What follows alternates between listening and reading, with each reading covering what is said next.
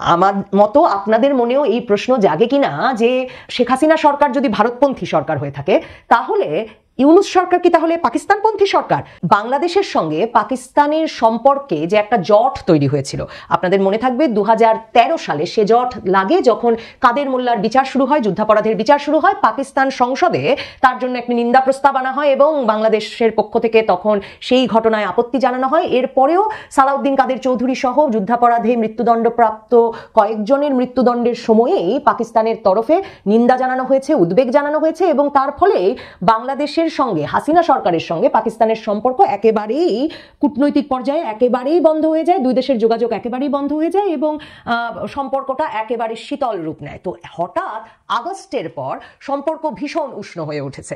এই আগস্টে শেখ হাসিনা সরকারের পতনের পর আমরা দেখলাম যে এটা শুধু শেখ হাসিনা সরকারের পতন ছিল না, আসলে যারা এর নেতৃত্ব দিয়েছেন বলে তখন বেরিয়ে এলেন তারা বললেন যে তাদের এই সংগ্রাম ছিল ভারতীয় আধিপত্যবাদের বিরুদ্ধেও এবং এই হিসাবে তারা বললেন যে এই যে ভারতীয় আধিপত্যবাদী শেখ হাসিনা টিকিয়ে রেখেছিল, কাজেই ভারতীয় আধিপত্যবাদও গুড়িয়ে দিতে হবে। ভারতের সাথেও সম্পর্কটাকে ভীষণ তিক্ত জায়গায় নিয়ে যাওয়া হলো। রীতিমতো তরুণ উপদেষ্টাদের কেউ কেউ এই সংগ্রাম এখানে শেষ হয়নি, ভারতের মানচিত্রের কিছু অংশ নিয়ে মানে একটা অখণ্ড বাংলার স্বপ্ন দেখে কি করে নতুন বাংলাদেশ প্রতিষ্ঠা করতে হবে সেসব স্ট্যাটাস দিতে শুরু করলেন থেকে শুরু করে সর্বশেষ ডক্টর মোহাম্মদ ইউনূসের 7 সিস্টার্স ঘটনা।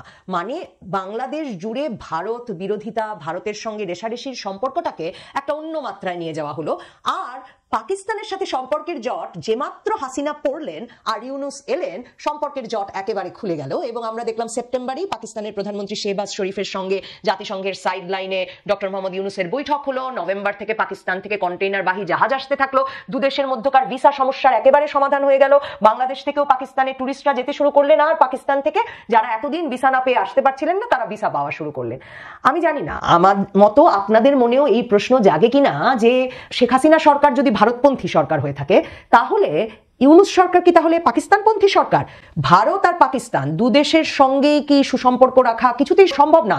মানে এসে ঘোষণা দিয়ে জানান দিয়ে আমরা ভারতের আধিপত্য দূর করেছি আর পাকিস্তানের আধিপত্যকে স্বাগত জানাই বা পাকিস্তানের সঙ্গে বন্ধুত্বের দ্বার খুলে দিয়েছি, একরকম ঘোষণা দিয়ে তা হতে হবে?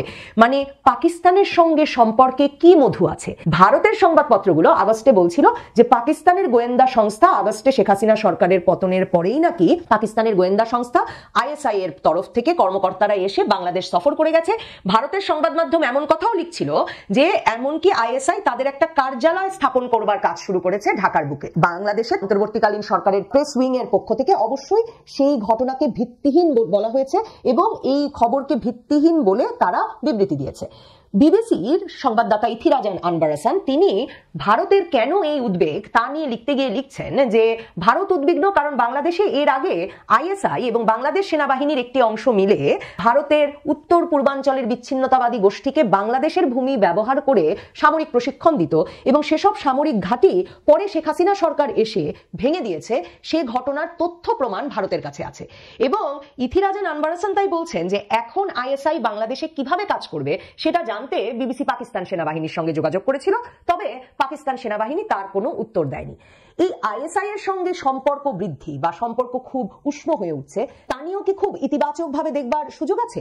আমরা জানি আইএসআই এবং পাকিস্তানের সামরিক বাহিনী, যাকে এস্টাবলিশমেন্ট বলা হয়, তারাই আসলে পাকিস্তানের রাজনীতিটা নিয়ন্ত্রণ করে। শেহবাজ শরীফের সাথে ডক্টর ইউনূসের বৈঠক হয়েছে মানে যেমন ডক্টর ইউনূস কতদিন ক্ষমতায় আছেন আমরা জানি না, শেহবাজ শরীফ বেচারাও কতদিন ক্ষমতায় আছেন সেটা তিনি নিজেও জানেন না। পাকিস্তানে কোনো সরকার 5 বছর মেয়াদ পূরণ করতে পারে না এই পর্যন্ত। এস্টাবলিশমেন্টই অর্থাৎ সেখানকার সামরিক বাহিনী আর আইএসআই মিলেই সেখানে রাজনৈতিক দল গঠন করে, রাজনৈতিক দল ভাঙে, কাউকে ক্ষমতায় বসায়, কাউকে ক্ষমতা থেকে নামায় এবং সন্ত্রাসবাদের একটা ধারক বাহক লালনকারী বলে মনে করা হয় পাকিস্তানের সামরিক বাহিনীর একটি অংশকে এবং আইএসআইকে। মার্কিন যুক্তরাষ্ট্র সারা পৃথিবীতে সন্ত্রাসবাদ বিরোধী যে কর্মসূচি চালিয়ে আসছে সেই 9/11-এর পর থেকে, সেই 9/11-এর পর থেকে তার চালানো সারা বিশ্বব্যাপী সন্ত্রাস বিরোধী কার্যক্রমে সে পাকিস্তানের সামরিক বাহিনীকে কখনো পূর্ণ মাত্রায় বিশ্বাস করতে পারে নাই এবং পাকিস্তানকে বরাবর একটা সন্ত্রাসবাদী রাষ্ট্র হিসেবে দেখেছে।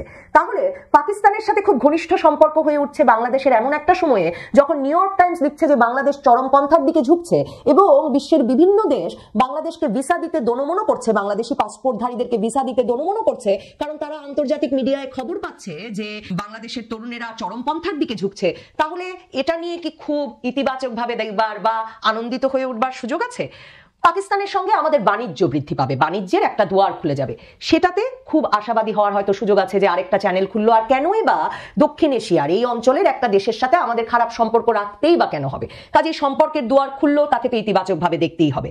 কিন্তু দেখুন, পাকিস্তানের সঙ্গে এখন আমাদের বাণিজ্যের হিসাবও যদি করি, তাহলেও দেখছি যে পাকিস্তান পররাষ্ট্র মন্ত্রণালয়ের ওয়েবসাইটে দেওয়া তথ্য অনুযায়ী 2023 সালে পাকিস্তান বাংলাদেশে প্রায় 65 কোটি ডলারের পণ্য রপ্তানি করেছে। এর মধ্যে রপ্তানিমুখী শিল্পের কাঁচামাল, সুতা, কাপড় ও প্রস্তুত চামড়া ছিল প্রায় 79%। বিপরীতে বাংলাদেশ থেকে পাকিস্তানের পণ্য রপ্তানি হয়েছে 6 কোটি ডলারের সামান্য বেশি। অর্থাৎ এরই এখনই মানে বাংলাদেশ পাকিস্তানের যে সম্পর্ক, প্রায় সম্পর্ক ছিল না বলা হচ্ছে, শেখ হাসিনার আমলেই পাকিস্তান আমাদের চেয়ে 60 কোটি ডলার বেশি রপ্তানি করতো বাংলাদেশে। তার মানে বাণিজ্য ঘাটতিটা বাংলাদেশের দিক থেকে এতটাই বেশি। তাহলে এখন যে দুয়ার খুলে যাচ্ছে, পাকিস্তানের কন্টেইনারবাহী জাহাজ তো আসছে শুনছি, আমরা কি পাকিস্তানে কি পণ্য রপ্তানি করব, কি কি সুবিধা পাবো, সেটা শুল্কমুক্ত পাবো কিনা, কি ধরনের শুল্কে পাবো, এসব নিয়ে আলোচনা করছি, নাকি আমরা আসলে পাকিস্তানের পণ্য আসবার জন্য দুয়ার খুলে দিচ্ছি? সুতার কথাই মনে হলো, বাংলাদেশ সম্প্রতি ভারতের সুতা আমদানি নিষিদ্ধ করেছে স্থলপথে। তার মানে ভারতের সুতা আমদানির ওপর একটা কড়াকড়ি আরোপ হয়েছে। এর ফলে পাকিস্তান থেকে সুতা আমদানি বাড়বে।